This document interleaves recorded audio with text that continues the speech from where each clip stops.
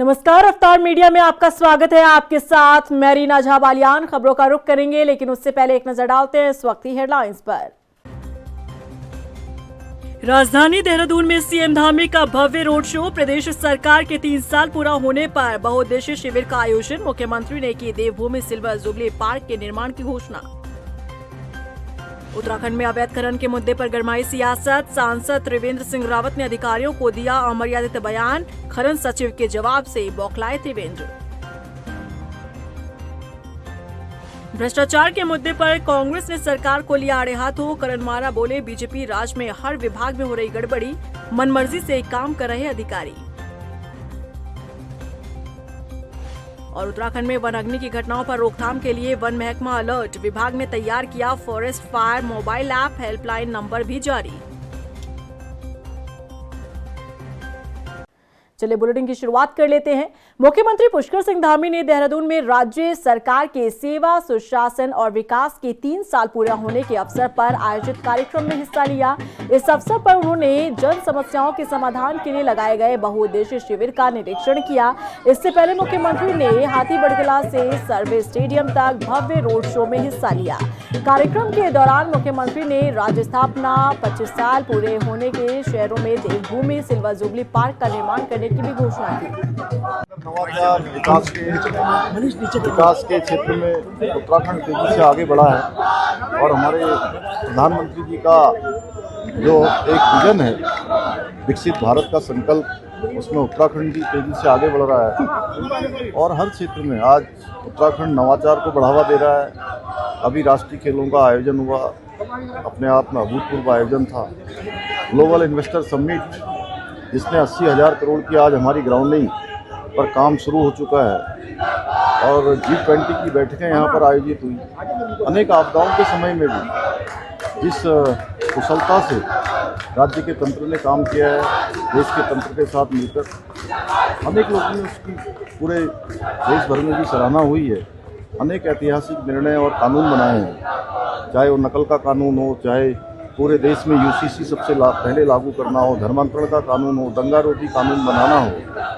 ऐसे सभी नवाचारों को या अभी सख्त भू सुधार की दिशा में भू कानून बनाना हो, तो ये सभी काम इन सालों में आगे बढ़े हैं। उत्तराखंड के पूर्व मुख्यमंत्री और हरिद्वार से सांसद त्रिवेंद्र सिंह रावत लगता है कि या तो अपने पद की गरिमा भूल बैठे हैं या फिर कुर्सी का नशा इस कदर हावी हो चुका है कि अधिकारियों के लिए अपशब्द कहने से भी गुरेज नहीं कर रहे। अवैध खनन पर चिंता तो चलिए ठीक है, लेकिन अधिकारियों के लिए बदजुबानी आखिर कहां तक जायज है? देख रिपोर्ट। त्रिवेंद्र जी, ये कैसी बदजुबानी? अधिकारियों को ये क्या कह गए सांसद जी? सांसद महोदय भूल बैठे पद की गरिमा। जब खनन सचिव ने दिया त्रिवेंद्र को जवाब तो बौखला उठे सांसद जी। हम आपको ज्यादा कुछ बताएं उससे पहले आप त्रिवेंद्र सिंह रावत का ये बयान सुनिए। अधिकारी की बातें मुझे कुछ नहीं कहना है। वो कहते हैं ना कि शेर कुत्तों का शिकार नहीं करते, तो उसके बारे में कोई बोलना ही नहीं है। सांसद जी, आप ये क्या कह रहे हैं? उत्तराखंड के अधिकारियों की आप ये किससे तुलना कर रहे हैं? आपके कहने का आखिर मतलब क्या है? उत्तराखंड के मुखिया तो आप भी रह चुके हैं, इन अधिकारियों ने आपके साथ भी काम किया है, तो क्या ये समझा जाए कि आपने अपने कार्यकाल में अधिकारियों को यही समझा था जो आप बोल रहे हैं? अधिकारी की बातें मुझे कुछ नहीं कहना है। वो कहते हैं ना कि शेर कुत्तों का शिकार नहीं करते, तो उसके बारे में कोई बोलना ही नहीं है। बेहद शर्मनाक बयान। एक ऐसा नेता जिसने एक समय पर पूरे प्रदेश की बागडोर संभाली थी, जो आज एक संसदीय क्षेत्र का प्रतिनिधित्व कर रहा है, लेकिन अधिकारियों के लिए ऐसी बदजुबानी हैरान करती है। इतना ही नहीं, त्रिवेंद्र सिंह रावत ने तो खनन सचिव पर ही टारगेट करते हुए उनके काम और नियत पर सवाल खड़े कर दिए। मैं समझता हूं कि सदन में अगर कोई विषय उठा है तो किसी भी अधिकारी को उसको गंभीरता से लेना चाहिए। क्या 2 घंटे में उसने पूरी इंक्वायरी कर दी? उस अधिकारी की नियत पर भी सवाल उठते हैं। कहीं वो भी तो उनके साथ मिले हुए नहीं हैं। ये सारी चीजें जांच का विषय है। लगता है सांसद महोदय अपना कार्यकाल भूल बैठे हैं। त्रिवेंद्र राज में बेलगाम खनन कारोबार को नजरअंदाज कर बैठे हैं और मुख्यमंत्री की कुर्सी से हटते ही त्रिवेंद्र जी को सब नजर आने लगा है। कभी प्रदेश में बढ़ता अपराध तो कभी अवैध खनन का कारोबार। लेकिन त्रिवेंद्र जी जितने एक्टिव आप अब दिख रहे हैं, शायद अपने कार्यकाल में हो जाते तो शायद सीएम की कुर्सी से आप यूं न उतारे जाते। खैर, ये राजनीति है और इसका खेल ही निराला है। सत्ता की कुर्सी पर बैठते ही सब सही और उतरते ही सब गलत हो जाता है। और ऐसा पहली बार नहीं जब त्रिवेंद्र सिंह रावत ने अपनी ही सरकार को कटघरे में खड़ा किया हो। त्रिवेंद्र सिंह रावत से सीएम की कुर्सी छीनने के बाद से वो अपनी ही सरकार पर अटैकिंग मोड पर है। धामी सरकार में त्रिवेंद्र का सबसे पहला बयान यूके SSSC को भंग करने का आया था। इसके बाद विधानसभा में हुई नियुक्तियों को लेकर भी उन्होंने बयान दिया था। त्रिवेंद्र सिंह रावत ने कहा था कि उत्तराखंड विधानसभा में भाई भतीजावाद से जो भी नौकरियां लगी हैं, उनकी CBI जांच होनी चाहिए। उत्तराखंड विधानसभा बैकडोर भर्ती के बाद त्रिवेंद्र ने पुलिस की भर्ती को लेकर भी सवाल खड़े किए थे। अंकिता भंडारी मामले पर भी उन्होंने सरकार को किसी भी तरह की जल्दबाजी न करने की सलाह दी थी। इसके साथ ही त्रिवेंद्र सिंह रावत ने प्रेमचंद अग्रवाल के विवादित बयान की भी निंदा की थी। 2024 में चारधाम यात्रा में अव्यवस्था पर अपनी ही सरकार को उत्तराखंड चारधाम देवस्थानम प्रबंधन बोर्ड की याद दिलाई थी, जिसे धामी सरकार ने भंग किया था। उत्तराखंड में बिगड़ते कानून व्यवस्था पर भी त्रिवेंद्र सिंह रावत ने निशाना साधा था। अवैध खनन के मुद्दे पर मानो विपक्ष को बैठे बिठाए त्रिवेंद्र सिंह रावत ने सत्ता पक्ष को घेरने का मौका दे दिया हो। अब कांग्रेस प्रदेश अध्यक्ष करण माहरा का कहना है कि त्रिवेंद्र सिंह रावत ने जो कहा है वो सोच समझकर ही कहा होगा। जब कहीं इस तरीके की लोकोक्ति को या इस तरीके की बातों को करने की ज़रूरत पड़ती है तो उसमें दोनों की गलती होती है, क्योंकि सामने वाला अगर सही होता तो इस तरीके के शब्दों का प्रयोग मेरे ख्याल से नहीं होता। क्योंकि खनन घोटाला और सब जान रहे हैं, 5 साल का क्रशर के पट्टे को 10 साल की स्वीकृति दे देना और भी बहुत सारे काम। क्योंकि आज तो आम चर्चा का खनन जो आम आदमी की बोलचाल में आता ही नहीं था, किसी को मतलब ही नहीं होता था, आज हर दुकान में खनन की चर्चा है। तो इसका मतलब दाल में घोटाला है और त्रिवेंद्र रावत जी ने कुछ कहा है तो कुछ सोच के कहा होगा। बता दें कि संसद के भीतर हरिद्वार से सांसद त्रिवेंद्र सिंह रावत ने जब अवैध खनन पर सवाल उठाए, तब उसके बाद खनन सचिव ब्रिजेश कुमार संत ने जवाब देते हुए बताया कि उत्तराखंड में पिछले 25 सालों में इस साल सबसे अधिक खनन राजस्व प्राप्त हुआ है। वहीं जब मीडिया ने इस पर सवाल त्रिवेंद्र सिंह रावत से पूछा तो उन्होंने बौखलाते हुए अधिकारी पर ही अमर्यादित टिप्पणी कर डाली, जिसे लेकर सूबे में सियासत गर्माती दिख रही है। रफ्तार मीडिया के लिए देहरादून से सुशांत सिंह के साथ ब्यूरो रिपोर्ट। उत्तराखंड में भ्रष्टाचार के मुद्दे को लेकर कांग्रेस प्रदेश अध्यक्ष करण माहरा ने सरकार को जमकर घेरा। करण माहरा ने आरोप लगाते हुए कहा कि उत्तराखंड में कई विभागों में अधिकारी अपनी मनमर्जी से काम कर रहे हैं, विभागों में गड़बड़ियां हो रही हैं, लेकिन सरकार ऐसे जिम्मेदार अधिकारियों पर कार्रवाई करने में विफल रही है। इतना ही नहीं, अवैध खनन के मामले पर भी कांग्रेस ने सरकार को जमकर घेरने का काम किया। आबकारी विभाग का अपना खेल चल रहा है, ओवर रेटिंग रोज आप लोगों के समाचार में, हम लोग भी रोज शिकायतें कर रहे हैं। जिन लोगों के कोरोना के टाइम पे जो यहाँ के स्थानीय निवासी जिन्हें दुकानें खोली थी, उनका अधिभार जबरदस्ती वसूला गया, उनको जो छूट मिलनी चाहिए थी वो नहीं मिली और उनकी कबर टूट गई, उनको कोई फायदा नहीं, इससे बाहर के लोगों को लाभ हुआ। आबकारी विभाग ने कुछ नहीं किया। राजस्व की बात करते हैं तो राजस्व जितना होना चाहिए वो नहीं है। अवैध शराब हमारे यहाँ आके बिक रही है, कोई कार्रवाई नहीं हो रही।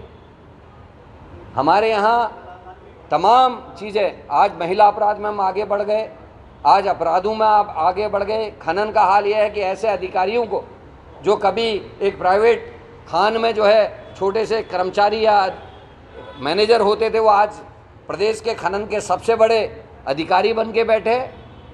उत्तराखंड में गर्मियां शुरू होते ही वनाग्नि की घटनाएं शुरू हो जाती हैं और जंगल धधकने लगते हैं। ऐसे में वनाग्नि की घटनाओं पर रोकथाम लगाने के लिए वन विभाग अलर्ट मोड पर नजर आ रहा है। वन विभाग के मुखिया प्रमुख वन संरक्षक हॉफ धनंजय मोहन ने बताया कि मुख्यालय स्तर पर फॉरेस्ट फायर मोबाइल ऐप विकसित किया गया है। इस ऐप पर मानव वन्यजीव संघर्ष, वन अग्नि अतिक्रमण समेत कई अन्य चीजों को लेकर भी शिकायतें दर्ज की जाएंगी। इसके लिए वन विभाग ने 1926 इंटीग्रेटेड हेल्पलाइन नंबर भी जारी किया है। वर्ष 2025 का जो वनाग्नि सत्र है, इसके लिए इसमें वनाग्नि रोकथाम के लिए, वनाग्नि नियंत्रण और प्रबंधन के लिए वन विभाग ने पूरी तैयारी कर रखी है। और इस वर्ष हमने जितने भी इसकी तैयारी में कार्य करने थे वो सब हम कर चुके हैं।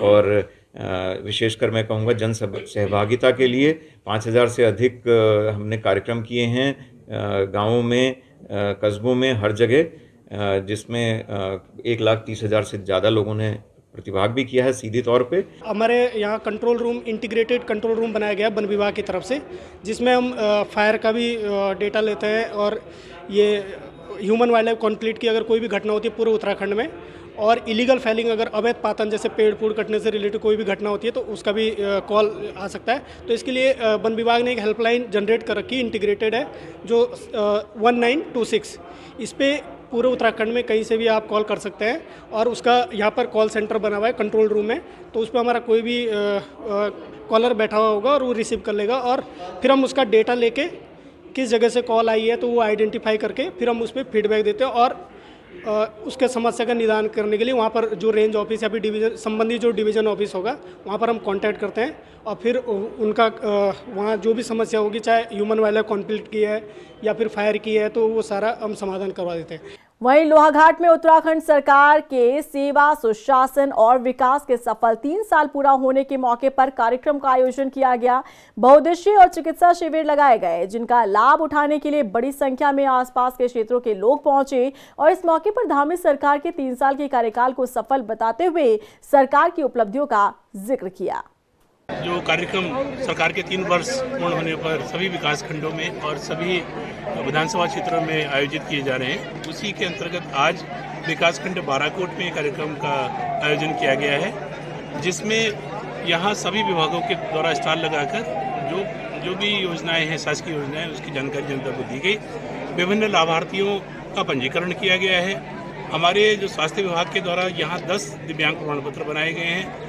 हम इसके अतिरिक्त समाज कल्याण विभाग के द्वारा अनेक उपकरण यहाँ वितरित किए गए हैं। हल्द्वानी में समाजवादी पार्टी के राज्यसभा सांसद रामजी लाल सुमन द्वारा महाराणा सांगा पर की गई अभद्र टिप्पणी का लोगों ने विरोध किया।